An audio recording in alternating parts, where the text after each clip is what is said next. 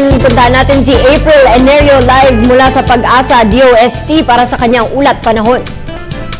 Salamat, Angel. Sa ating balita, apektado ng Intertropical Convergence Zone ng Mindanao habang naapektuhan naman ng cold front ang extreme northern Luzon. Kaya sa lagay ng panahon natin ngayong Lunes, ang Mindanao ay makakaranas ng occasional moderate to heavy rains at thunderstorms na maaaring magdulot ng pagbaha at pagguho ng lupa. Habang Cagayan Valley naman ay makakaranas ng mahihinang pag-ulan. Dito sa Metro Manila at natitirang bahagi ng bansa ay makakaranas lamang ng mga isolated na dagdiang pag-ulan o pagkidlat pagkulog, lalo na sa hapon o gabi. Ayon kay Pag-asa Weather Forecaster Jory Lois ay wala pa naman tayo namamataang sama ng panahon o bagyo sa loob ng ating par ngayong araw.